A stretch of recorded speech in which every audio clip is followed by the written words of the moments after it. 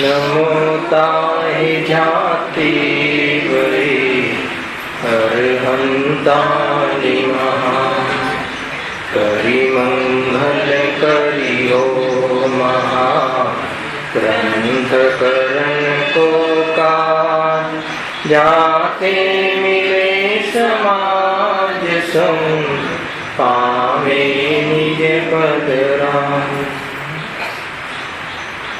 आज श्री मोक्ष मार्ग प्रकाशित ग्रंथ से प्रथम अधिकारना अंतर्गत वक्ताना स्वरूपनी चर्चा चाले छे,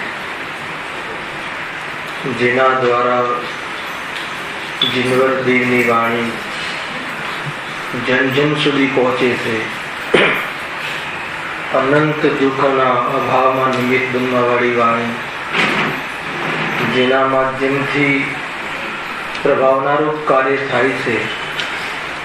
ए वक्तानुं अंतरंग बहिरंग स्वरूप केवुं होय एनी विशेष चर्चा अहींया बताववामां आवी छे। मूल उद्देश्य तो ए छे कि जे कोई वक्ता होय परस्पर वार्तालाप में कोई वक्तापणुं निभावतो होय, गणधरनी गादीथी जिन वचनो कहतो होय तेने पोतानुं जीवन अभिप्राय परिणाम केवा होवा जोईए एनी विशेष वात आमां आवी। तथापि जेनी पासे अनंत संसारनो थाक उतारवा माटेनी वात सांभळवी होय ए वक्ता केवो होवो जोईए ए श्रोताओ माटे पण जाणવું એટલું જરૂરી છે। એટલા માટે આ પ્રકરણ પંડિતજી અહીંયા મૂક્યું। એમાં ઘણી વિશેષતાઓ આગળ થઈ પણ ગઈ। પંડિતજીનું લોજિક એટલું સુંદર છે કે જેમ કે વક્તા આત્મશ્રદ્ધાની હોવું જોઈએ તો ન હોય તો શું દોષ આવી જાય એ પણ સાથે સાથે બતાવ્યું। तो स्वयं श्रद्धानी ना होय, स्वयं आत्मश्रद्धानी देवशास्त्र गुरुनी श्रद्धाथी रहित होय, तेनी स्वयंनी श्रद्धा ढोलमोल होय तो बीजा जीवोनी श्रद्धामां केवी रीते निमित्त बने।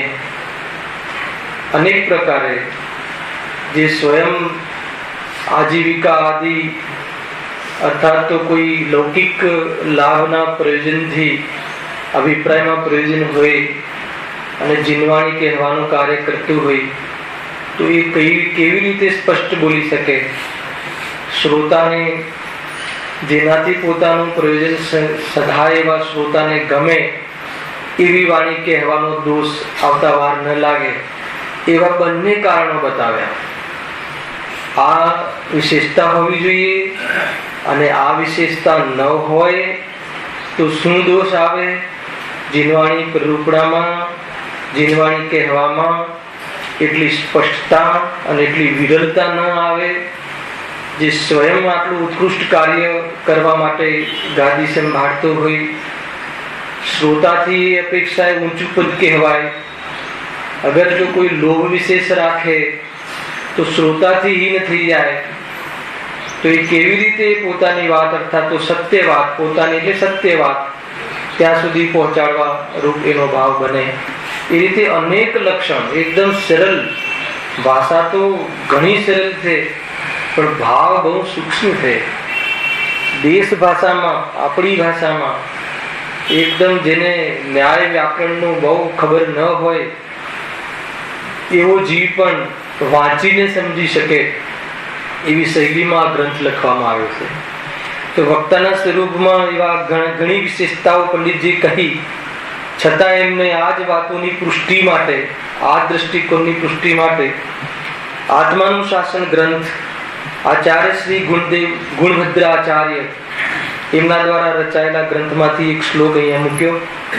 એમાં શું કહે છે જુઓ, પેજ નંબર 16 અંતિમ પેરેગ્રાફ। અર્થ જે બુદ્ધિમાન હોય અને પંડિતજી આગળ કહ્યું કે જે વિદ્યાભ્યાસમાં કુશળ હોય અને વિદ્યાભ્યાસ પૂર્વક જીન વચન નો પ્રયોગ કરવાની બુદ્ધિ વિકસિત થયું હોય, અર્થાત તો એને પ્રયોગ કરવાની બુદ્ધિ વિકાસ થઈ હોય, એ અહીંયા આપણે લખ્યું છે.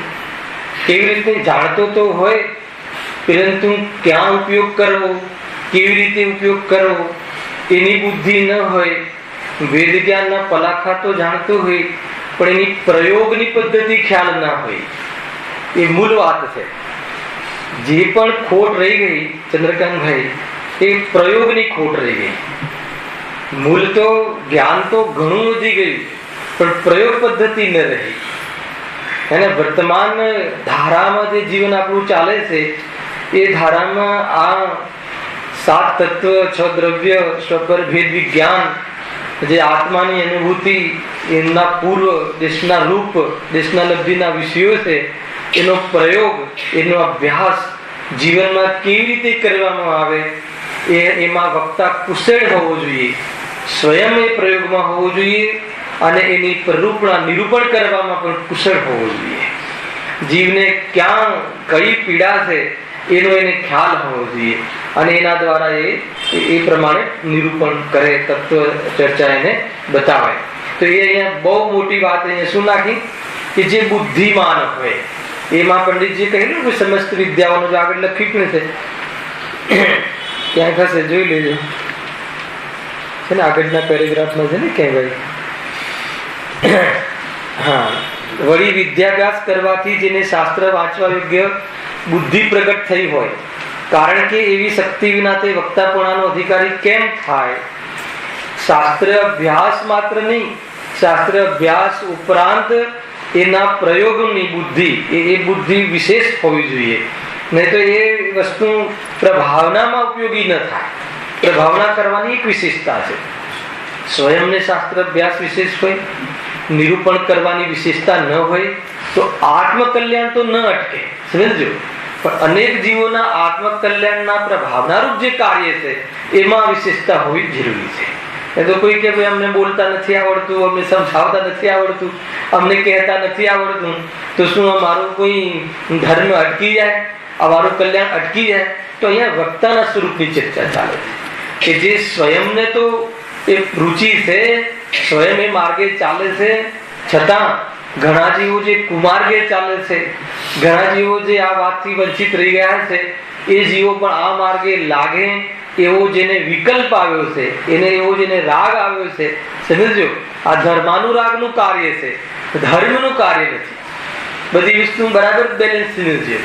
એવો ધર્માનુરાગ આવી શકે છે, એવા જીવને જે ધર્માનુરાગ આવ્યો છે, તો એ ધર્માનુરાગ ના અંતર્ગત કેવી જાતિની વિશેષતા હોય તો એ નિરૂપણ કરે. આવી વિશેષતા ન હોય તો નિરૂપણ ન કરવું જોઈએ. મૂળ વાત, અર્થાત તો એ હોદ્દો ન સંભાળવો જોઈએ.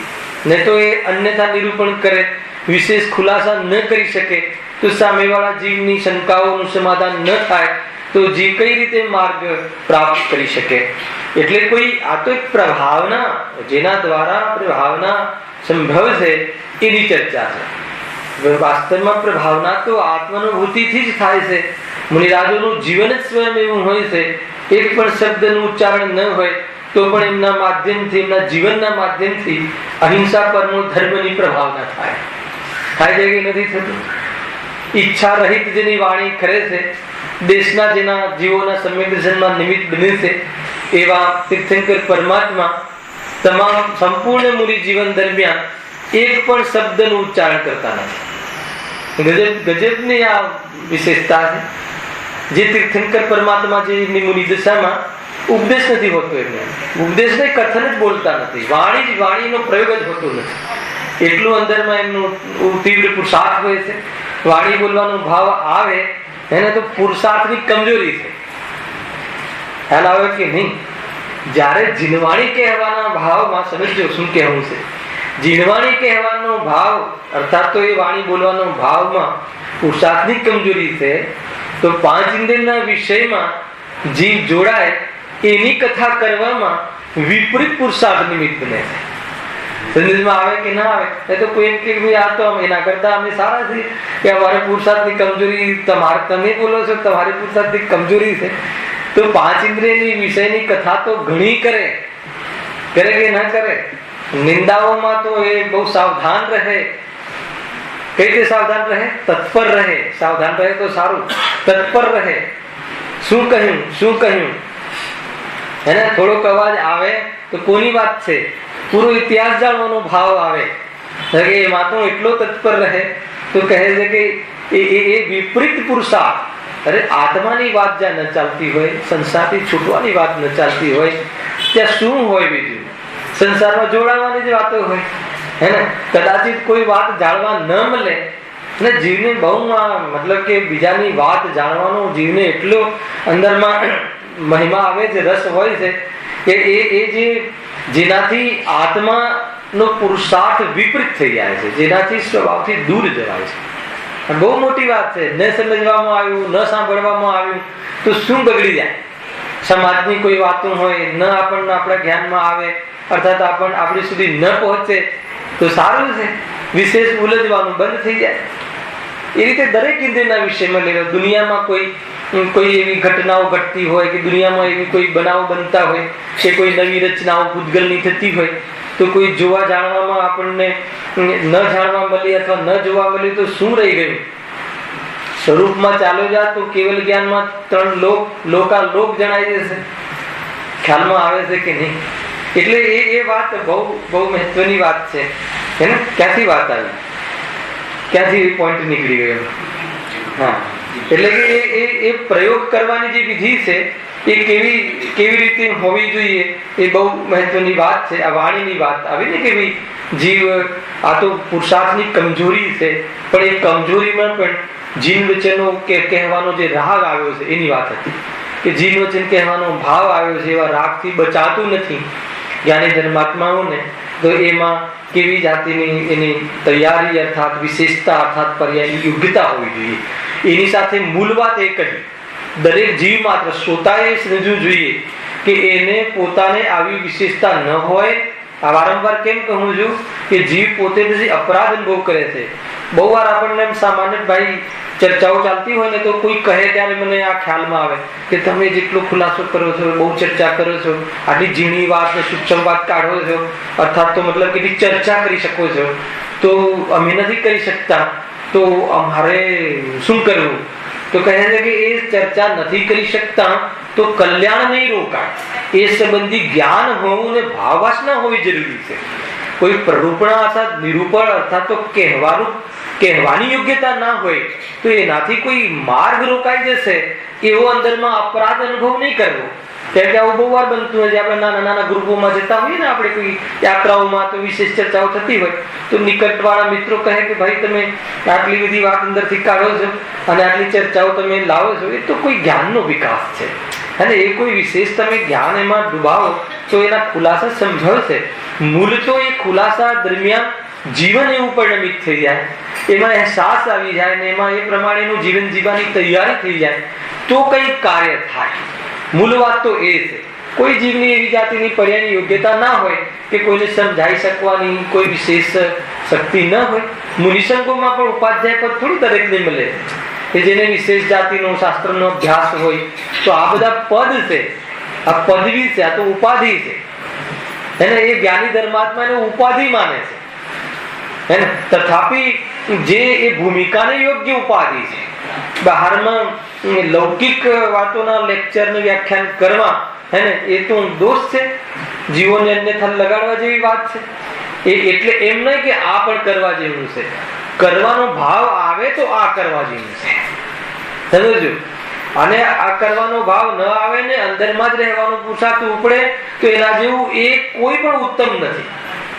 અંદરમાં રહેવાનો ભાવ આવે, શાંત અંદરમાં શાંત ચિત્તથી સ્વરૂપનું અંદરમાં ગોલન કરવાનો ભાવ આવે તો વાણીની ગરજ રાખવા જેવી નથી. દરેક વસ્તુ એના ક્રમમાં સમજજો.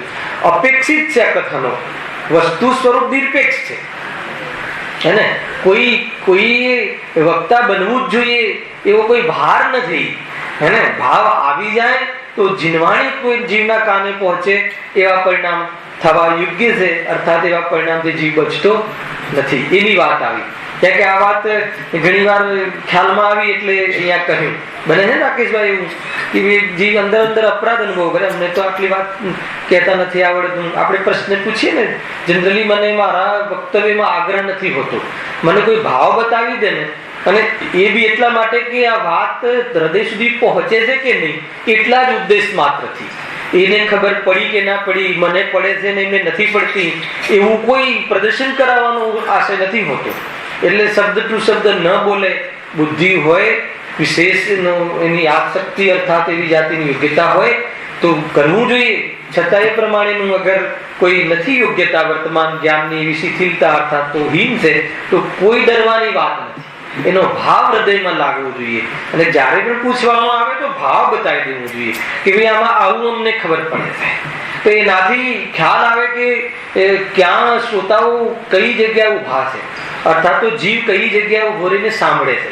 એના સિવાય બીજો કોઈ અભિપ્રાય હોવો ન જોઈએ વક્તાને, એ પણ એની એક વિશેષતા ખ્યાલ આવે ને. કેમ કે કલ્યાણ મહત્વનું છે, અને એ કોઈ વિશેષ બહારમાં કોઈને યાદ રહેશે કે નથી રહેતું. અમને કદાચિત અમે અમારા જે એકદમ વિદ્યાર્થીઓ આવે છે કાર્યકર્તાઓની સમિતિમાં, તો એમને એટલા માટે પણ પૂછીએ છીએ કે એનો ઉપયોગ ક્યાંય ગયો હોય એવો ખ્યાલ આવે. બરાબર ને આનંદભાઈ? તો તરત પૂછીએ ભાઈ, તરત પછી કહીએ ક્યાં હતા, ધ્યાનમાં આવ્યો કે નહીં, તો જોડવા માટે હે ને. આ મુખ્ય વાત છે. ગુરુદેવના પ્રવચનોમાં મતલબ કે પ્રશ્ન કરવા જેટલું પુણ્ય દરેક જીવને નહોતું. ખ્યાલ આવે કે ગુરુદેવના પ્રવચનમાં પ્રશ્ન કરવો, છતાં કોઈ મહાન વિદ્વાન કોઈ બેઠા હોય ને પ્રશ્ન કરે તો ગુરુદેવને ખબર જ હોય કે આમને ખબર છે, પણ કહે ખુલાસો કરવા માટે પૂછે છે, કેટલો આદર રાખે. બરાબર ચંદ્રકાંતભાઈ? તમે તો હસો એ વખતે પૂછે તો રામજીભાઈ કોઈ પૂછે તો ભાઈને બધી ખબર છે, પણ બધા જીવોને, બીજા જીવોને ખુલાસો થાય એટલે પૂછે છે. ખ્યાલ આવે કે નહીં? શું લિંક હોય છે શ્રોતાની વક્તાની? આ તો મતલબ કે માતા પિતા કરતા પણ શ્રોતા વક્તાનો વ્યવહાર બહુ ઊંચો ને ઉત્કૃષ્ટ છે, અને એ સંબંધ બહુ ઊંચો છે. પણ એ સંબંધ પણ કેવો છે? ધ્યેય છે. ભાન તો એ રાખવું, જ્યાં સુધી એટલો રાગ રહેશે ત્યાં સુધી આત્મ કલ્યાણ રોકાશે. છતાં કોઈ બહારનો કોઈ સંબંધ રાખવા જેવો એટલે એ ભૂમિકામાં કોઈ ઉપાદેય હોય તો એકમાત્ર સાધર્મીનો સંબંધ ઉપાદેય છે કે જે મતલબ કે સંસારમાં ડૂબતો હોય તો કાઢવામાં નિમિત્ત બને છે. દરેક વસ્તુ સમજવું જોઈએ કેવી લિંક છે.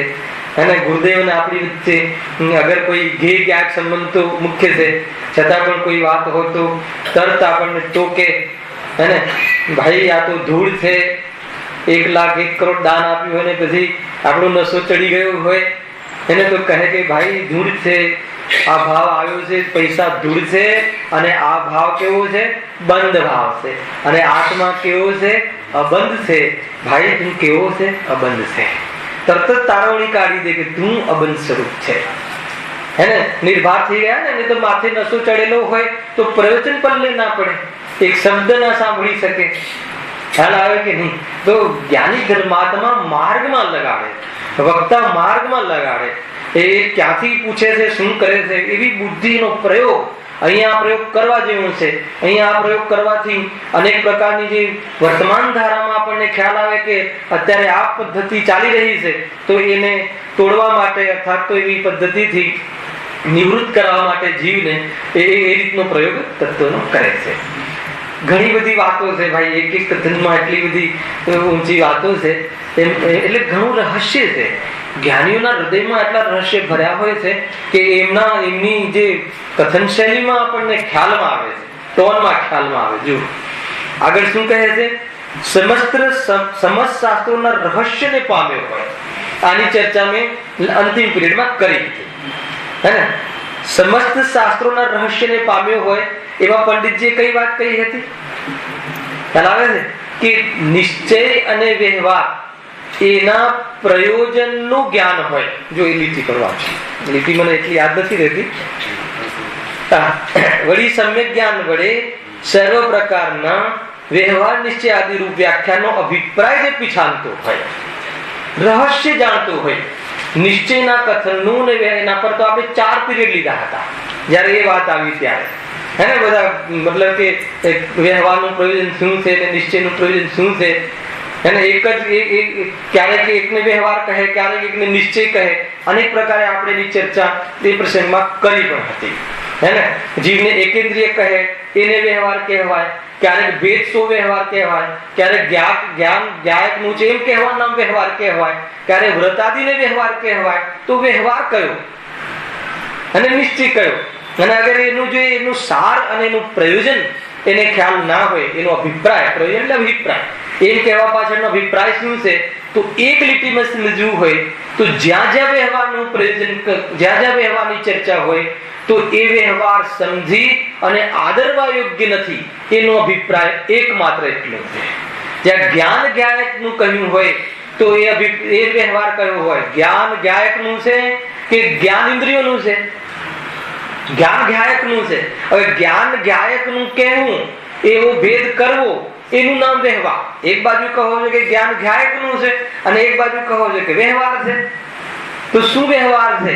જ્ઞાન વ્યવહાર નથી, જ્ઞાયક વ્યવહાર નથી, જ્ઞાન થવું વ્યવહાર નથી.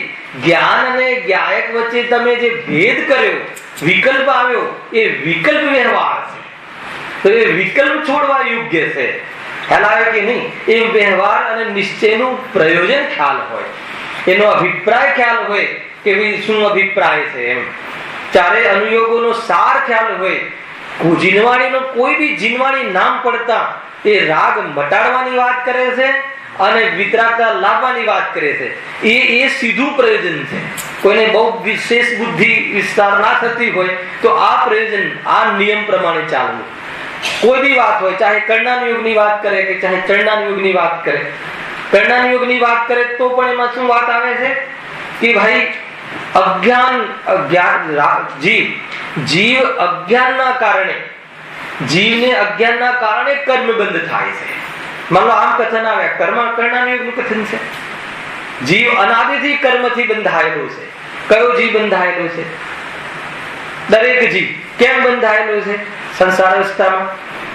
તો કે અજ્ઞાનના કારણે બંધાયેલો છે. અજ્ઞાનના કારણે બંધાયેલો છે. એનાથી શું નક્કી થયું કે જીવ નથી બંધાયો, અજ્ઞાન બંધાવેલું છે. જીવ તો જ્ઞાન સ્વરૂપ છે, એટલે અજ્ઞાન ટાળવા જેવું છે એમ સાર કાઢે. ખ્યાલ કે નહીં? કોઈ બી કથન લઈ લો, કર્મની મુખ્યતાથી કથન આવે છે કર્ણાન યોગમાં કે ભાઈ આવો ભાવ કરીશ તો આ કર્મ બંધ થશે, હે ને? તો આ કર્મ બંધ થશે તો પછી એનો ઉદય આવશે, અને એનો ઉદય આવશે વળી પાછો તું જોડાઈશ, એમ તારી કર્મની જે ધારા છે, બંધનની ધારા ચાલતી રહેશે. તો આ શાના દ્વારા બંધાવાય છે? અજ્ઞાનના કારણે, રાગાદી ભાવના કારણે બંધ થાય છે. કર્મનો બંધ તો નિમિત્ત માત્ર છે. અને પછી ત્યાં મૂળ વાત નહીં ભૂલવાની, હે ને? જીવ તો ક્યારે બંધાતો નથી. જ્ઞાન ક્યારે કર્મ અને કર્મના ઉદયરૂપ થતું નથી.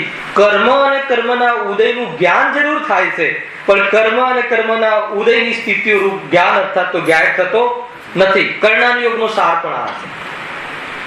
કોઈ બી અન્ય કોઈ બી લીટી તમે અહીંયા ઊભી કરો, એની અંદરથી જ્ઞાન નીકળશે, એની અંદરથી જ્ઞાયક નીકળશે, વિતરાગતા નીકળશે. આ એનું રહસ્ય છે. રહસ્ય જાણવા જેવું છે ભાઈ. એનું રહસ્ય કહો, પ્રયોજન કહો, અભિપ્રાય કહો, ઉદ્દેશ કહો, એ ઉદ્દેશનો જ્ઞાતા હોવો જોઈએ. પૂરા જીનાગમ સાર, પૂરી જે જીનવાણી, ભગવાનની વાણીનો સાર એને ખ્યાલ હોવો જોઈએ. મૂળ વાત એ છે. એને લોકની ચર્ચા આવે. શામાં આવે લોકની ચર્ચા? ચાર અનુયોગમાંથી કયા અનુયોગમાં લોકની ચર્ચા આવે? કર્ણાન યોગમાં. થોડુંક એવું સામાન્ય જ્ઞાન તો હોવું જોઈએ. પૂરી લોકની રચના, 3 લોકની રચના, 4 ગતિની રચના, એની રચના અર્થાત તો એ સંબંધી વિશેષ ખુલાસા જ્ઞાન કયા ગ્રંથોમાં આવે? કર્ણાન યોગના ગ્રંથોમાં આવે. તો એનાથી કઈ રીતે વિતરાગતા નીકળે કે ભાઈ આ લોકની જે વ્યવસ્થા છે, જીવ પાપ અને પુણ્ય કરે છે તો એને ભોગવવાના સ્થળ છે. છતાં પણ જીવનો પરમાર્થ વાસ આ નથી, છતાં જીવનું પરમાર્થ સ્થાન આ નથી.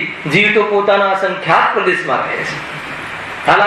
એક એક કર્ણાન યોગની સાથે સાથે જીવને તે અપરાધના ફલ અને અપરાધ રહિત જીવ, એ જ વખતે શુદ્ધાત્મા હે ને, કોઈ પ્રદેશથી, પર પ્રદેશથી, લોકથી, કોઈ કર્મથી, કોઈ સ્થિતિથી પ્રભાવિત થતો નથી. એવો આત્મા આખોને આખો અલગ આપણા ગૌણપણે ધ્યાનમાં રહે અને મુખ્યપણે જે ચર્ચા ચાલતી હોય એને સમજે. કણ્યાના યુગની વાત ચાલતી હોય તો પણ, અર્થાત તો એવી જાતિની પ્રવીણતા, એવી જાતિને જીવમાં એ વક્તાની એવી જાતિની વિશેષતા. કોઈ બી તમે અનુયોગ ઉઠાવો, ચરણાનુયોગ આવે, ચરણાનુયોગ આવે તો શું કહે કે આટલો રાગ હોય છે, ચતુર્ગુણ સ્થાનમાં અવિરમણ રૂપ જીવન હોય છે, હે ને, વ્રતરૂપ જીવન નથી હોતું. અવિરમણ રૂપ જીવન હોય છતાં પણ આત્મદ્રષ્ટિ રહી શકે છે. ખ્યાલ આવે કે નહીં? એના આટલું કથનથી આ ખ્યાલ આવે. અવ્રત રૂપ જીવન કોનું હોય છે? સમ્યક દ્રષ્ટિ. અને સમ્યક દ્રષ્ટિ ન હોય એવા જીવોનું વિપરીત જીવન હોય છે. સમજો, ચોથા ગુણસ્થાને વ્રતાદિરૂપ જીવન હોતું નથી, આત્મદ્રષ્ટિ હોય છે. તો ત્યાં એવું એમ કહ્યું અવ્રત રૂપ જીવનનું અવિરમણની વાત બતાવી હોય કે ચોથા ગુણસ્થાને જીવ અવિરમણ રૂપ રહે છે. તો અવિરમણ રૂપ એટલે અવ્રત રૂપ. તો અવ્રત રૂપ જીવન હોય એ વખતે પણ ક્રોધાદી અર્થાત તો આ ભોગાદી ભાવોમાં સુખ નથી એવી દૃષ્ટિ રહી શકે છે. અને આ જે અવિરમણ રૂપ જીવન છે એને ત્યાગ કરવા યોગ્ય છે. ચરણાની યોગની જ્યારે જ્યારે ચર્ચા ચાલતી હોય ત્યારે આ સાર કાઢવો. પંચમ ગુણસ્થાન, છઠ્ઠમ સપ્તમ ગુણસ્થાન, તે ચોકડી પ્રમાણ કસાય બતાવવામાં આવે તો શું બતાવવામાં આવે છે કે આટલી કસાઈ સાથે આટલી વિતરાગતા રહેવામાં કાંઈ પણ જાતનો વાંધો આવતો નથી. અને એનાથી આપણને ખ્યાલમાં આવે બહારના કોઈ જીવના અવદૈક ભાવ જોઈ અને આપણને એની વિતરાગતા પર શંકા ન જાય. ખ્યાલ આવે છે કે બને કે ન બને? હવે માની લો કે કોઈ વ્રતી વાળો જીવન, પંચમ ગુણસ્થાન વર્તી જીવ હોય, વેપારમાં જવા મળે તો એમાં તમને ખ્યાલ હોય કે આટલો રાગ આ ભૂમિકામાં રહેવા છતાં એની જે વિતરાગતા જે છે આટલી ટકી શકે છે. અને આટલી વિતરાગતા સાથે આટલો રાગ રહી શકે, પણ વિતરાગતાની વૃદ્ધિ કરવી હોય તો આ રાગનો પણ અભાવ કરવા યોગ્ય છે. ચરણાના યોગમાંથી આ કાઢે, એટલે કે સાર કાઢે, ચરણાના યોગના ગર્ભમાંથી વિતરાગતા કાઢે. એને એમાં જે વાત બતાવવા માંગતા હોય, કેમ કે ચરણાના યોગમાં વ્રતાદી શુભભાવની મુખ્યતાથી કથન આવે છે.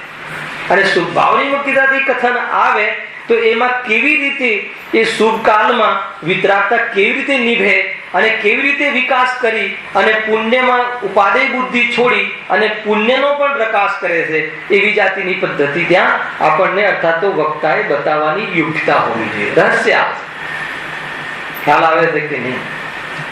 અને મહાવ્રત આદિ, વ્રત આદિ, અને એ વ્રત આદિના જે ભૂમિકામાં જે હોય અને એ પ્રમાણે હોય એનો નિષેધ પણ ન કરે. કાલે પણ બતાવ્યું હતું. એ તો એવું નથી કે કોઈ વ્રત ન હોય, એ વ્રત હોય તો કેટલી વિતરાગતા હોય. પાપ તો જોઈએ જ નહીં અને પુણ્ય પરિણામની રુચિ નહીં અને આત્માનો પુરુષાર્થ મુખ્ય કરે. ગજબની વસ્તુ છે ભાઈ. વાણીમાં સ્યાદવાદ, વિચારમાં અનેકાંત, આચરણમાં અહિંસા અને જીવનમાં અપરિગ્રહ. અને એ જ વક્તાને શોભે છે. ચાર વસ્તુ ખ્યાલમાં આવી ગઈ છે. વાણીમાં સ્યાદવાદ, સ્યાદવાદ પૂર્વગતિની વાણી હોય, અપેક્ષિત જ વાણી હોય. અર્થાત તો અપેક્ષા એની ક્લેરિટી હોય. કઈ અપેક્ષાથી અહીંયા કહેવામાં આવ્યું છે? આત્માને રાગી કહેવામાં આવ્યો છે તો કઈ અપેક્ષાથી કહેવામાં આવ્યો છે એનું રહસ્ય ખ્યાલમાં આવે કે ભાઈ એ રૂપે પરિણમ્યો છે એટલે રાગી છે. અને સાથે સ્યાદવાદ છે ને, એ અપેક્ષાએ રાગી છે પણ સ્વભાવ એનો રાગ નથી. એ રીતે એને સ્યાદવાદની એક એક અપેક્ષા એને ખ્યાલ હોય. વિચારમાં અનેકાંત હોય, અનંત ધર્માત્મક વસ્તુ એના વિચારની બહાર ક્યારે પણ ના હોય. આત્મામાં આનંદ ધર્મ છે, રાગ પણ ધારણ કરેલો તાત્કાલિક ધર્મ છે. અને ધ્યાન આત્માનો ત્રૈકાલિક ધર્મ છે. તાત્કાલિક ધર્મ ઉપાદેય નથી અને ત્રૈકાલિક ધર્મથી અભિન્ન ધર્મી દ્રષ્ટિમાં વસાવા જેવું છે. એ વિચારોમાં એના અનેકાંત ખ્યાલમાં આવે છે કે નહીં? એક એક કથન, એક એક જીનવાણી, મને વક્તાની શું સામર્થ્ય હોય છે કે જે જીનવાણી, જે અનંત કાળના સુખને લાવવામાં નિમિત્ત બનવા વાળો જે જીવ છે એ શું સામર્થ્ય વાળો હોવો જોઈએ. એનો હૃદય વિતરાગતાથી, કરુણાથી અને એના ઉદ્દેશથી છલકાયેલો હોવો જોઈએ. કસાયોથી નિવૃત્ત થવા માટે એનો પુરુષાર્થ પોતાનો હોવો જોઈએ. જેટલી મતલબ કે ઉપદેશ અર્થાત તો સામેવાળા જીવમાં નિમિત્તપણું જીવનથી બને છે અને એટલું કથનથી નથી બનતું. તમે જોઈ લેજો. એટલે આ પ્રતિમાના દર્શનની વાત આવી. આ પ્રતિમા તો બોલતી નથી, પણ એને મતલબ જોવા માત્રથી, મુનિરાજનું જીવન જોવા માત્રથી એને પહેલા લોકો સમ્યક દર્શન કરી લેતા. બહુ મોટી વાત છે ભાઈ. અને આપણે બી અપેક્ષા રાખીએ છીએ કે નથી રાખતા? કેવી રીતે? જીવન તો સારું જ હોવું જોઈએ વક્તાઓનું. તો જીવન બી એનું એટલું જ ઉચિત હોવું જોઈએ. એની ભૂમિકા પ્રમાણે એમાં રંચ માત્ર પણ ખોટ ન હોવી જોઈએ. બહુ જવાબદારી બને છે ભાઈ. પોતાને તો લાભ છે જ, પરંતુ પ્રભાવનામાં પણ નિમિત્ત બને છે. એવી જાતિના વક્તાની એ ચર્ચા થાય. શાસ્ત્રના રહસ્યની વાત છે. વાણીમાં શું હોવું જોઈએ? સ્યાદવાદ, વિચારમાં અનેકાંત, અને બીજું શું હતું? પરિણામમાં આચરણમાં અહિંસા. એનું આચરણ અહિંસક હોવું જોઈએ. હે ને? મતલબ કે આમ જતો હોય જીવ, એ તો એને ખ્યાલ આવવો જોઈએ કે આ ભૂમિ શોધીને ચાલે છે. મુનિની વાત નથી કરતો. મુનિને તો હોય સહેજ, પણ એના અભ્યાસ રૂપ એને ગ્રસ્ત જીવનમાં પણ હોવું જોઈએ. આજુબાજુ જોયા વગર ચાલીએ તો શું તકલીફ પડે? જમીન શોધીને ચાલવું જોઈએ. કદાચ કોઈ બાજુમાંથી નીકળી ગયો તો નીકળી ગયો, ખ્યાલ આવે છે કે નહીં? પણ સટકાયના જીવો જે સ્વયં પોતાની રક્ષા કરવાની સમર્થ નથી, એને એવા એકેન્દ્રીય આદિ જીવ કઈ મતલબ એ રાશિથી જીવ પૂરું લોક ખચોખચ ભરેલું છે. તો આપણને આટલો ચાલવાનો, મંદિર જવાનો, આપણી ભૂમિકા પ્રમાણે વ્યાપાર આદિનો જે બી ભાવ આવે છે, ત્યાં કેટલી કમસે કમ હિંસા થાય. એને એ સહેજ હોય છે એના જીવનમાં. એનું તમામ જે આચરણ છે એ અહિંસક હોવું જોઈએ. અહિંસક એટલે અહિંસા પરમ ધર્મ, અહિંસાની મહિમા, હિંસાથી કેવી રીતે બચાય, અને એનો મહિમા નહીં પાછો કે જો અમે તો મતલબ કે મારું જીવન આવું છે, અને એવા શુભભાવનો મહિમા પણ નહીં. એટલે આચરણ એનું હંમેશા અહિંસક હોય, કથન એના હંમેશા અહિંસક હોય, કથન પણ અહિંસક હોય. એવા કથન હોય કે જીવ સામે વાળો મતલબ એ પ્રમાણે ઉત્તેજિત ન થાય, ક્રોધિત ન થાય, એવા એના કથન પરમેનન્ટ એવા કથન હોય. ખાલી ગાદી પર એમ નહીં, કેમ કે એના જીવનમાં જ એવું વણાયેલું હોય. એના જીવનની અનેક ગતિવિધિઓમાં પણ એવી જાતિની સહેજતા હોય કે મતલબ કે એના ઉદાહરણ લેવાતા હોય. એવી જાતિનું જીવન હોવું જોઈએ. અનેક પ્રકારના ગ્રહદશામાં ઉદય આવે તો એવા સમાધાન કરતું હોય કે એકમાત્ર એની મિસાલ બની જાય કે નહીં ભાઈ, આવા પણ સમાધાન હોય છે. શ્રીમદજીનું જીવન જુઓ, ગુરુદેવનું જીવન જુઓ. આ વખતે આપણે કરવાના હતા પણ નથી શક્યું. એમના જીવનના કેટલા વૃત્તાંત કોર્ટનું આવે છે. જજ પણ એમ કહે કે નહીં, કે આ વ્યક્તિનો દોષ હોય જ નહીં. એવી જાતિની પ્રભા, એવી જાતિનું જીવન, એવી જાતિની છાપ, અને એ રીતે છે ભાઈ. એટલે જીવન પણ કેવું હોવું જોઈએ? એ રીતે પરિણામ, આચરણ અહિંસક, અને જીવન અપરિગ્રહી. અપરિગ્રહી એટલે શું? ગ્રહદશામાં તો પરિગ્રહ હોય ને, સંયોગમાં પરિગ્રહ હોય, પણ પરિગ્રહની એટલી તીવ્ર ગ્રધતા અને એટલું એની પાછળ એવો ન પડી જાય કે જેથી એના જે ધર્મ કાર્યમાં પ્રમાદ આવે. આ સામાન્ય ભૂમિકામાં પણ આવું હોવું જોઈએ. હે ને? મલાડમાં એક અંતિમ વાક્ય કહ્યું હતું ને મેં કે ભાઈ, જે લોકો પાસે ધન ઘણું છે, હે ને, ધન આદિથી તો સમાજ કેવો છે? મતલબ કે સમાજ તો ધનાઢ્ય છે, પણ ધર્મ કાર્યથી દરિદ્ર છે. એ વાસ્તવમાં સમાજની કે વ્યક્તિની શોભા નથી. ખ્યાલ આવે છે કે નહીં? ધન આદિ તો બહુ થઈ ગયા. પુણ્ય એટલું બહારનું જે હલકું પુણ્ય એટલું ઉદયમાં આવ્યું છે, એને કે ધન તો હવે 1000 રૂપિયામાં લીધેલી જગ્યાઓ 20,000 રૂપિયાના ભાવ થઈ ગયા. ઓટોમેટિક કે અરબપતિ કરોડપતિ થઈ ગયું. કહેવાનો અર્થ કયું પુણ્ય કહેવાને? હલકું પુણ્ય. અને એવા પુણ્યના ઉદય એને ધર્મ કાર્યમાં પ્રમાદ લાવવા વાળા છે. ઓર વિસ્તાર કરે તો કે સમાજ એવી બહારની સંપત્તિથી તો ભલે અમીર થઈ ગયો હોય, પરંતુ ધર્મ કાર્યમાં જો પ્રમાદ જોવા મળે તો એ મતલબ સૌથી મોટી દરિદ્રતા છે. ખ્યાલ આવ્યો? ધન વધે અને ધર્મમાં પ્રમાદ આવે તો કહે કે જીવની અને સમાજની શોભા નથી. એ રીતે છે ભાઈ. એટલે અપરિગ્રહી. એટલે 10 ધર્મમાં તો આની વિશેષ ચર્ચાઓ સંભવ છે. બહુ જબરજસ્ત છે ભાઈ. જે વિતરાગી ધર્મની તો શું વાત કહેવી. મને તો વારંવાર મન આંદોલિત થાય કે જેને એક પરમાણુની જરૂર ના પડે યાદ કરવું, દિવસમાં હર સમય યાદ કરવું. જ્યાં જ્યાં પેટમાં એવી ભૂખ લાગી હોય અને બહારમાં એવી કોઈ જરૂરત મહેસૂસ થતી હોય ત્યાં મુનિરાજને યાદ કરવા. એક પરમાણુની પણ જરૂર ના પડે અને આપણા જેવો જીવ આપણી વચ્ચેથી ઉભો થઈને. અને આ બધી સ્વીટ મેમરીઝ આનંદભાઈ. જ્યાં જ્યાં મન આપણું બહુ વિચલિત રહેતું હોય કોઈ પર પદાર્થની પ્રાપ્તિ માટે તો મુનિરાજને યાદ કરવા 1 મિનિટ માટે. હે વચ્ચે એવો કાલ આવી જાય કસાય મન પડે ત્યારે યાદ કરવા કે ભાઈ કેવું સ્વરૂપ છે. વસ્ત્ર પર, તન પર વસ્ત્ર, એને વસ્ત્રની જરૂરત નહીં, શરીરના રક્ષાનો ભાવ નહીં. હે કેવું સ્વરૂપ છે. કોઈ મુનિરાજને હાર્ટ એટેક સાંભળ્યું? ગજબની વસ્તુ છે. અનિલભાઈ સાંભળ્યું? ગજબ છે. જો મતલબ કે એમનું જીવન અને કદાચિત બહારમાં રોગ આવી પણ જાય તો પણ શું છે, સમાધિમાં રહેવા વાળા જીવ, આત્મામાં રહેવા વાળા જીવ, આપણે એને યાદ કરીને બહારની જે પરિગ્રહ સંબંધી, પર પદાર્થ સંબંધી જે તીખી ભાવના છે કે એ સંબંધી જેટલું આકર્ષણ છે એ આકર્ષણ ઘટવું જોઈએ. તો કે વક્તાને કેમ કે અપરિગ્રહી એનું જીવન ના હોય, અર્થાત અપરિગ્રહી એટલે કોઈ પરિગ્રહનો ભાવ નથી થયો એને, પણ એવી જાતિની તીવ્રતા હોય તો એને બહારમાં લોભ કસાય વિશેષ થઈ જાય. અને લોભ કસાય વિશેષ થઈ જાય તો કહે છે કે એ કથન અર્થાત કોઈનાથી કોઈ શ્રોતાથી લાભ થતો ખ્યાલમાં આવે તો એની પરૂપણામાં કચાસ આવવાના ચાન્સ 100% છે. હે ને? અલખ નિરંજન, કોઈ જરૂરત જ નહીં. એને એ જીવન જ એવું હોવું જોઈએ.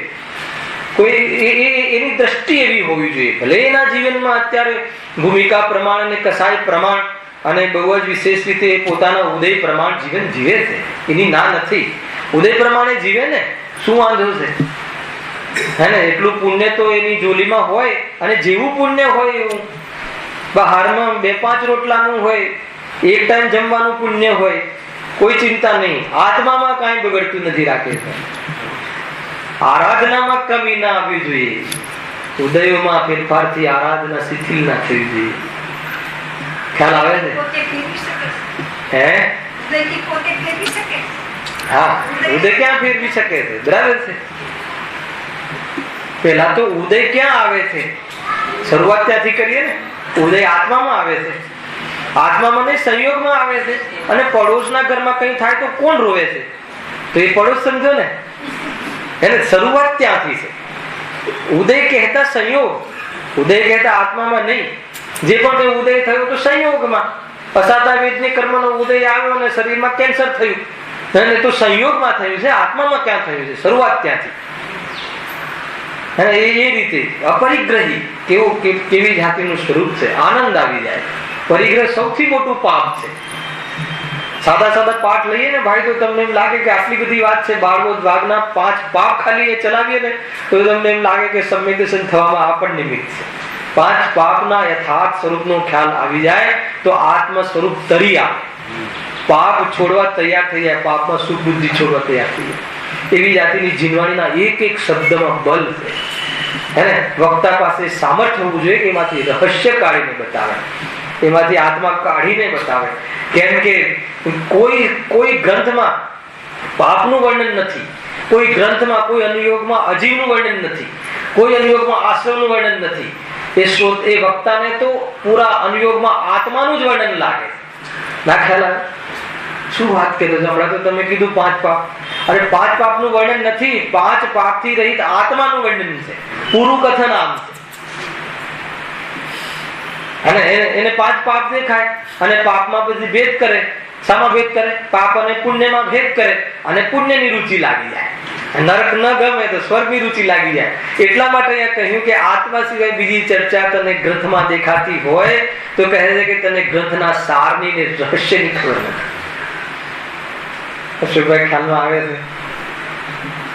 એટલે કે પોતાના સિવાય બીજી વાત નહીં કરવાની. મારી વાત ક્યાં છે બતાવો.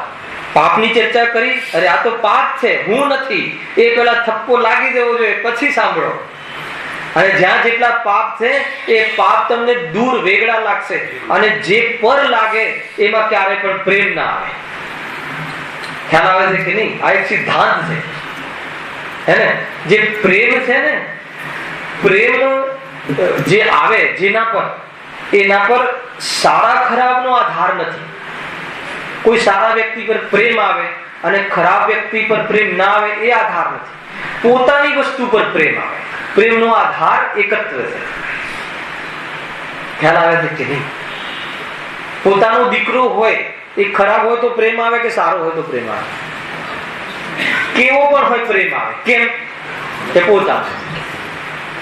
એટલે પ્રેમ પણ પોતાનો હોય ત્યાં આવે. ખ્યાલ આવે? પ્રેમનો બહુ મતલબ પ્રેમનો જે લૌકિકમાં અર્થ છે એ અર્થની અહીંયા વાત નથી. એને પ્રેમ કહો, ભક્તિ કહો, સમર્પણ કહો, અને અપનાપન કહો, એની વાત છે. એ શબ્દનો અર્થ ભલે લોકોમાં બગડી ગયો હોય પણ અહીંયા એ અર્થ નથી. જીનેન્દ્ર ભગવાન પ્રત્યે ભક્તિ આવે અને આત્મા પ્રત્યે ભક્તિ આવે, પ્રેમ ઉછળે, યાદ આવે, એને પ્રાપ્ત કરવાનો ભાવ આવે, પોતાનામાં જવા સંબંધી વિચાર આવે. જવા સંબંધી એટલે રાગ મટાડવા સંબંધી. પોતાનામાં જવાનો અર્થ એટલું જ છે. બહારમાં રોકાવાનું બંધ થઈ જવું એનું નામ પોતાનામાં જવું. સમજો, બહુ અધ્યાત્મના વિષયો આવવા વાળા છે. અહીંયાથી એવું લાગે છે. આગળ એટલા બધા વિષયો છે કે હૃદય આપણું છલોછલ થઈ જાય એવી સરસ ને સુંદર વાતો છે. જો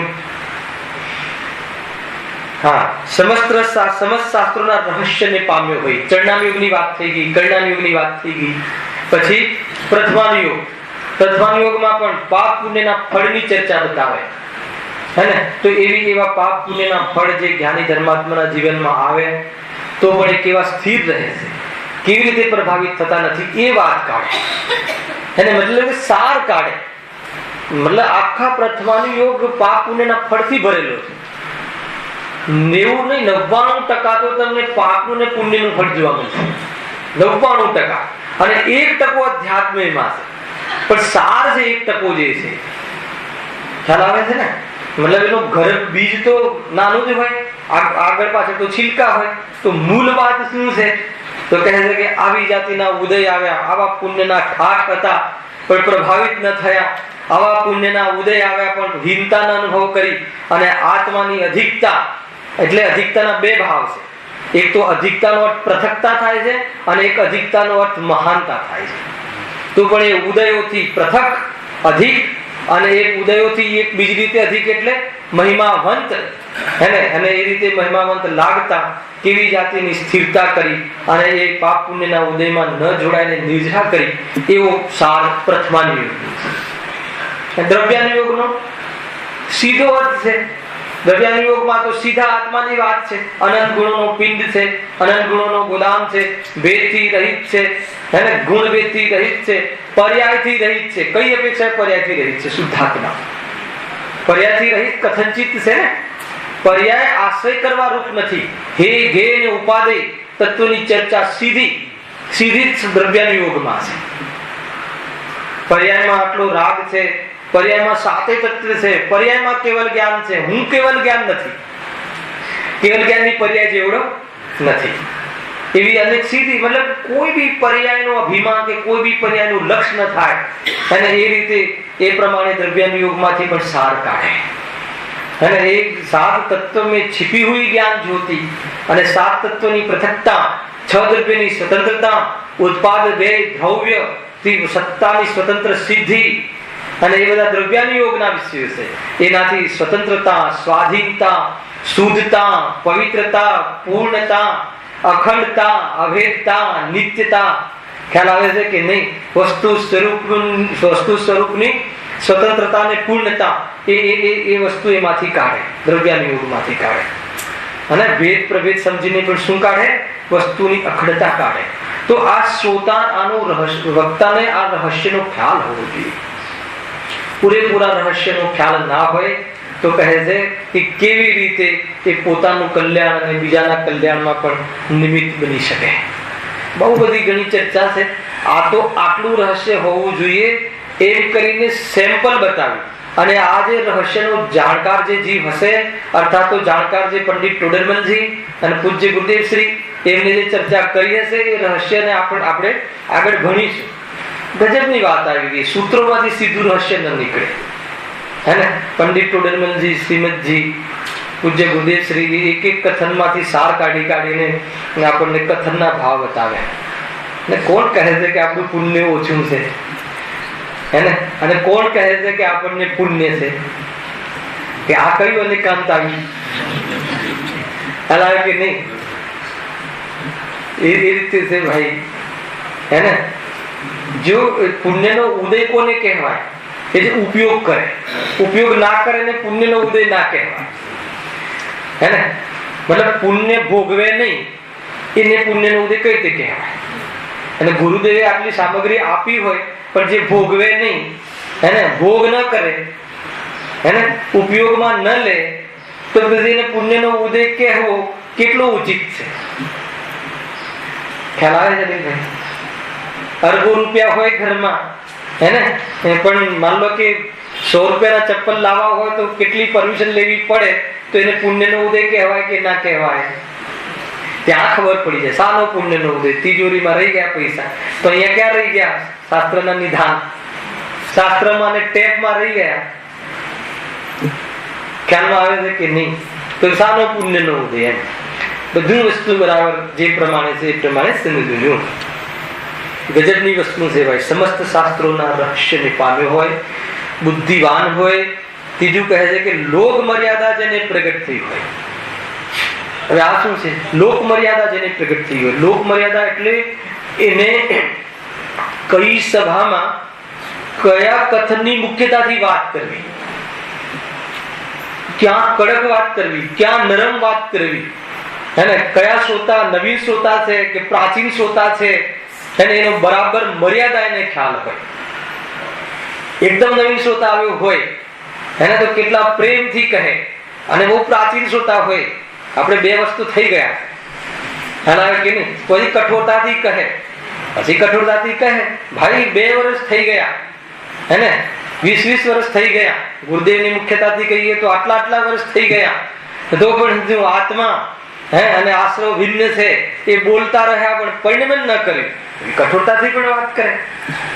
તો એ સભાદી જોઈને, અર્થાત તો એને કઈ મર્યાદામાં કઈ જગ્યાએ બોલવું. માની લો કે એનું એક સેમ્પલ બતાવું. માની લો કે ક્યારેક યોગાનુયોગ એવો અવસર આવી જાય કે જે એવી સભા હોય કે જ્યાં અનેક જાતિના લોકો બેઠા હોય, કોઈ હિન્દુ આવ્યો હોય, કોઈ મુસ્લિમ આવ્યો હોય, તો ત્યાં દેવશાસ્ત્ર ગુરુની વાત પ્રથમ ન છેડે.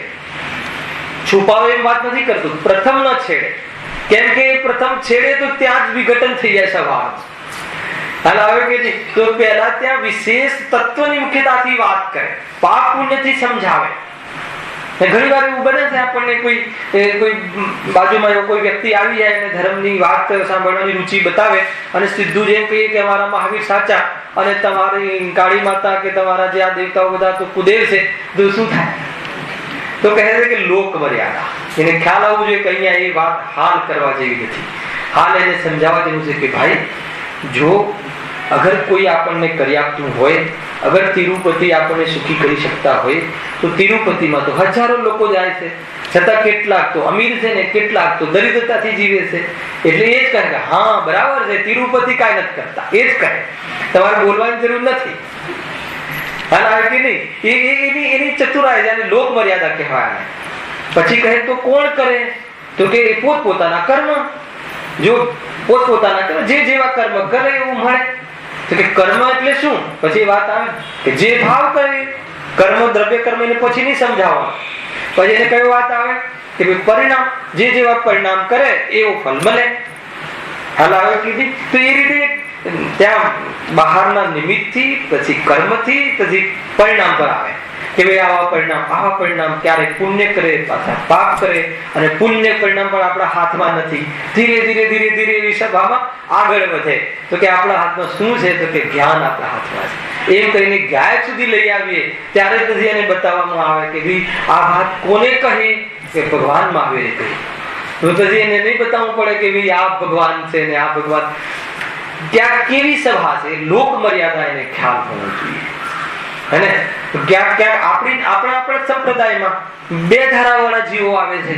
એક પ્રવૃત્તિની વિશેષતા વાળા આવે, જડ પ્રવૃત્તિના, અને એક સ્વાધ્યાયની પ્રવૃત્તિ વાળા વિશેષ આવે. બંને સરખા છે દૃષ્ટિએ. ખ્યાલ આવે કે નહીં? અને બંને ક્રિયાકાંડ છે. બંને ક્રિયાકાંડ છે. એમ કહું સમજો, સ્વાધ્યાય વાંચન આદિ ક્રિયાકાંડ છે, અને એ ક્રિયાકાંડ ધાર્મિક જીવોના જીવનમાં હોય છે, પણ એને ક્રિયાકાંડ માને છે. હેને? કોઈ એમાં ભેદ કરી દીધા કે સ્વાધ્યાય અલગ અને ઉપવાસ ક્રિયાકાંડ. તો એમ નથી. આપણે મુમુક્ષુ સ્વાધ્યાયી છીએ અને પેલા બધા તો ક્રિયાકાંડ કરે છે, ઉપવાસ આદિ કરે છે. તો આ બી ક્રિયાકાંડ. શાસ્ત્રમાં ગુરુદેવ કહે છે કે આ બધું ઉહાપોહ છે, આ ક્રિયાકાંડ છે. પણ આ બધા ક્રિયાકાંડ ધાર્મિક જીવનના જીવોના જીવનમાં હોય છે, પરંતુ એ શું માને છે? આ ક્રિયાકાંડ છે. ખરેખર પૂજા આદિ ભક્તિ આવી અલગ વાત છે, સ્વાધ્યાયનો ભાવ આવો અલગ વાત છે, અને વિતરાગતા અલગ વાત છે. તો એ રીતે મૂળ ભેદ છે. તો એવી બે ધારા વાળા જીવો, માન્યતા વાળા, ધારા એટલે એકાંત કરવા વાળા જીવો પણ સભામાં હોય છે. એને ક્યાં કેટલું ચૂપ રહેવું, ક્યાં કેટલું બતાવવું, એને એવી સમસ્યાઓ વક્તાને આવતી હોય છે. આવે છે કે નહીં અનિલભાઈ? હેને? ઘણી વખત અમારા ગામમાં થયું, અમારે બોલાવ્યા તો માતાજીએ કે પ્રવચન કરવા પડશે, કરીશું. આમંત્રણ આપે તો ના કહેવી નહીં, મતલબ કે ગુરુદેવ નો નિયમ છે. કોઈ તત્વ સાંભળવાની ઈચ્છા બતાવે તો ના કહેવી નહીં, જબરજસ્તી કોઈને કહેવું નહીં. હેને? સામે ચડીને કોઈ બાજુમાં આવે તો ભાઈ આમ છે ને કહેવું, અને ઈચ્છા બતાવે તો ચૂકવું નહીં. નિયમ છે. અરે એને ઈચ્છા બતાવી છે કે આ ચલે જેવું છે. તો કાંઈ નહીં, આપણે કૃષ્ણની ગાથા લેતા હતા ને સામે કોઈ ધોતું હોય, શું કરે? આપણે આપણી જે આમન્ય અને આપણે કેટલું ચૂપ રહેવું જોઈએ, આપણે કેટલી શું બતાવવું જોઈએ સભાને અનુકૂળ. એટલે એમ નહીં કે ગમે એમ સભાને અનુકૂળ, એટલે સભાની શું સામર્થ્ય છે એની વાત છે. કેવળ શ્રોતાનું શું પચાવવાની કેટલી તાકાત છે. મુનિરાજ એ રીતે જ આપે છે ઉપદેશ. સૌ પ્રથમ આપણે જઈએ તો પહેલા તો મુનિ ધર્મ અંગીકાર એમ કહે. થોડા વાર્તાલાપ પછી ખબર પડે કે આની એટલી એવી સામર્થ્ય નથી, તો કહે કે વ્રત ઘરમાં રહી અનુવ્રત અંગીકાર કરો. એનું પણ સામર્થ્ય ખ્યાલમાં ન આવે તો કહે કે ભાઈ સ્વાધ્યાય કરો. ખ્યાલ આવે કે નહીં? અને ગુરુદેવ પાસે કોઈ એવો સામાન્ય પ્રશ્ન લઈને જાય, સામાન્ય, હે ને, તો શું કહે? સ્વાધ્યાય કરો. ખુલાસો ન કરે એ વખત, કેમ કે એમને ખ્યાલ છે કે આને ખુલાસો નહીં પચે. એટલે એ આ લોક મર્યાદા. વ્યક્તાની જે વિશેષજ્ઞતા હોય છે એ બહારની આનાથી ધર્મ થતો નથી. એ પાછું ભાનમાં રાખવું રાકેશભાઈ. ક્યારેક વક્તાપણું આવે તો ધ્યાનમાં રાખવું કે આવી વિશેષતા હોય એનાથી, હે ને, તમે બધા ક્લાસ બી લેતા હોવો જોઈએ તો એ વખતે તમારો વક્તાનો રોલ થઈ ગયો ને. પરસ્પર સાધર્મી વાર્તાલાપ કરે તો એક વક્તા થઈ જાય, શ્રોતા થઈ જાય. તો આ ધ્યાન રાખવું, હે ને, કે આ કોઈ એ પ્રમાણે આ ઉદ્દેશ નથી, એને આપણું આ અંતિમ લક્ષ્ય નથી. એને જીનવાણી પહોંચાડવી એટલું જ માત્ર ધ્યેય નથી. આટલો રાગ આવ્યો હોય તો આટલી વિશેષતા હોય તો આ કાર્ય કરવું, નહીં તો જહેર બનવામાં વાર નહીં લાગે. સામેવાળા જીવ સાથે બોલાચાલી અને જહેર બનવામાં વાર નહીં લાગે. આગળ ઘણી બધી વાતો આવવાની છે, હે ને? બહુ જબરજસ્ત ચર્ચાઓ છે ભાઈ.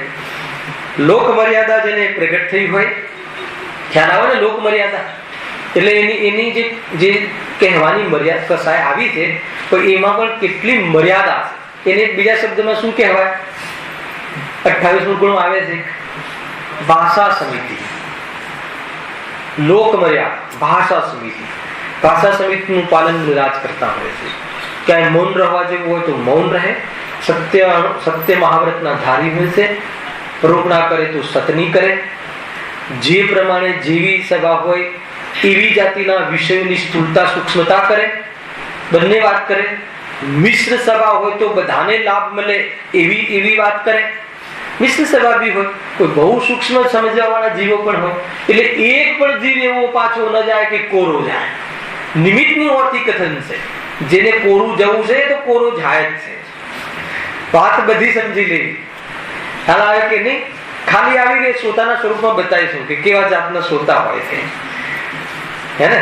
જબરજસ્ત વાત આવે છે કે જેને ઉતારવું જ ના હોય, યોગાનિયોગ આવી ગયો હોય તો ભલે તમે ગમે તે કહો ને, ન ઉતારે છતાં પણ એને અનુલક્ષીને પણ કહેવા, એને ખ્યાલ આવી જાય વક્તાને, તો એને ખ્યાલ આવી જાય તો એ પ્રમાણેની ચર્ચા કરતા હોય છે. જો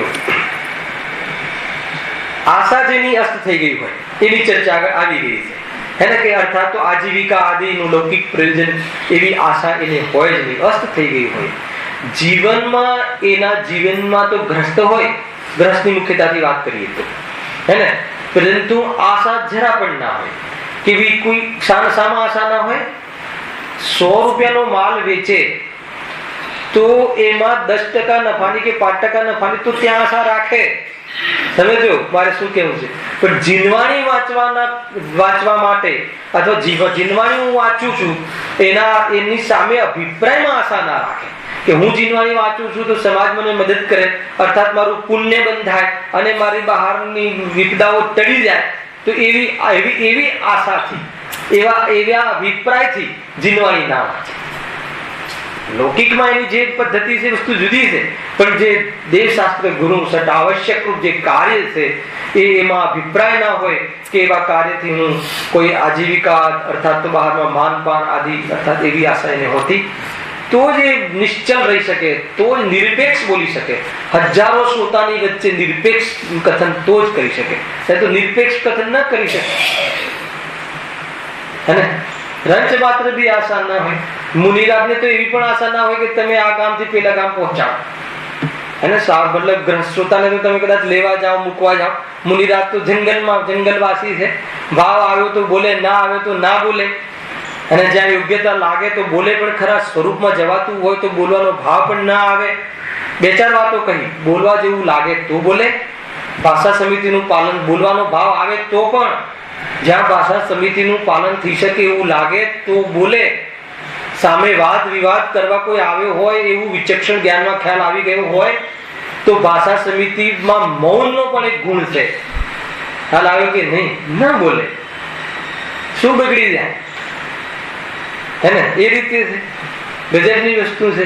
અને અંદરમાં જવાતું હોય તો બોલવાનો ભાવ પણ ના આવે. એ અનેક વસ્તુઓ ભાઈ આમાં સમજવા જેવી છે. એને ક્યાં કઈ પડી છે, ક્યાં કઈ અપેક્ષા છે લૌકિક જનો પાસેથી, હે ને? અરે એ તો આવે છે આપણે ત્યાં એકાદ વાર ભોજનમાં, એ તો આપણા ઉપર ઉપકાર છે. ખ્યાલ આવે છે કે નહીં? નવધા ભક્તિ નાક રગડો ત્યારે તો આવે. જ્ઞાની ધર્માત્મા મફત નથી આવતા. મુનિરાજની મુખ્યતાથી વાત છે. ખ્યાલ આવે છે કે નહીં? ઘણી બધી વાત છે ભાઈ. આગળ કાંતિમાન હોય, ઉપસંવંત હોય, એની બહુ સરસ ચર્ચા છે. કાંતિમાન, કાંતિ એટલે તેજ, ગંભીર પ્રકૃતિ હોય અને પ્રેમાળ પ્રકૃતિ હોય. અને કોઈ વાત એવી આવે તો ગંભીર, ગુરુદેવના ફોટા જો ખ્યાલ આવી છે મને, જયારે વક્તાની વિશેષ ચર્ચા આવે ને ત્યારે સામે ગુરુદેવ આવી જ જાય છે. શું કરવું? કે એક લક્ષણ જોવા મળે છે. એક લક્ષણ, કેટલી ગંભીરતા, કેટલી ગંભીરતા. કોઈ મજાક મસ્કરી સભામાં જોઈ કોઈ દિવસ કોઈ આમ ટચુકલા, શું કહો તમે? શું કહો છો? હા, જોક્સ સારો શબ્દ લાગે. હા, ટુચુક લાગે છે એ કહેતા હોય એવું કોઈ દિવસ જોયું? અને કોઈ દિવસ એવું પણ જોયું કે એમને મતલબ કે આમ ક્રોધિત બહુ હોય, પ્રેમાળ હોય, આપણને ખ્યાલ આવી જાય કે કેટલી કરુણાથી કહે છે, કેટલી કરુણાથી કહે છે. અને કોઈ એવી વાત આવે તો ગંભીરતાથી કહે. ભાઈ ધ્યાન રાખવા જેવું છે. અને દેહ પર આસક્તિ આટલી ઠીક નથી. પ્રેમાળ બી લાગે અને ગંભીર વાત છે એ પણ લાગે. વક્તાની પર્સનાલિટી જેવી હોય. અને બીજી લપન છપ્પન હોય જ નહીં, બીજી કોઈ વાત હોય જ નહીં. આ વક્તાના ગુણ છે. જે જીનવાણી જેના દ્વારા પહોંચવાની છે એની તો કેવી જાતિની પ્રભા હોય, એવી જાતિના કાંતિમાન હોય, ઉપસંવંત હોય. ઉપસંવંતમાં શું છે કે એક કસાયો મંદ હોય, એ આગળ આવી ગયું છે, આગળ છે ને કે તીવ્ર કસાય હોય તો શ્રોતા ડરે તો પ્રશ્ન કઈ રીતે કરે, હે ને? માન લો કે ગરમ થઈ જાય વાતમાં, ઉભા થઈને ચાલ્યા જાય, થોડું આમ થાય તો નીકળી જાય, તો એ કોઈ વક્તા હોય પણ છે, હે ને? તો હવે એ વક્તા તરીકે કોઈ વાર આવી ગયા તો હવે તમે એમને પ્રશ્ન પૂછવો હોય તો કઈ રીતે પૂછે? તો તમારા જે સમસ્યાઓ છે એ સમસ્યાઓ લઈને જાઓ તમે, નું સમાધાન ન થાય. એટલે કહે છે કે વક્તામાં આ ગુણ સહેજ હોવું જોઈએ, ઉપશમવંત હોય, કસાયો બહુ ઠંડી હોય, અતિ તીવ્ર ન હોય, ભૂમિકા અનુસાર હોય પણ અહીંયા પ્રદર્શનમાં ના હોય, હે ને? અરે એ તો સાવકાચારમાં ગુરુદેવ કહે છે સાવક ધર્મ પ્રકાશમાં કે જીનવાણી સાંભળતો હોય એની કસાયો સહેજ મન થઈ જાય છે, એટલી તીવ્ર કસાય ના હોય. એની અહીંયા ચર્ચા કરી છે, આગળ બી ઘણી એની વિશેષતા જ્ઞાન વક્તાની કરી છે, એની ચર્ચા આપણે નેક્સ્ટ રવિવારે કરીશું. એટલી સરસ ચર્ચા છે, શાંતિથી રસપાન કરવા જેવી છે. એમાં આપણને તમને એમ લાગે તો વક્તાની વાત છે, ખાલી વક્તાની નહીં, એમાં કયા ગુણ છે આત્મામાં કેવી વિશેષતા હોવી જોઈએ અને એની આપણને પણ ઉપલબ્ધિ આમાંથી થાય છે. એની વિશેષ ચર્ચા આપણે આવતા શનિ રવિવારે. સહજાનંદી શુદ્ધ સ્વરૂપી અવિનાશી આત્મ સ્વરૂપ, સહજાનંદી શુદ્ધ સ્વરૂપી અવિનાશી આત્મ સ્વરૂપ, સહજાનંદી શુદ્ધ સ્વરૂપી અવિનાશી આત્મ સ્વરૂપ.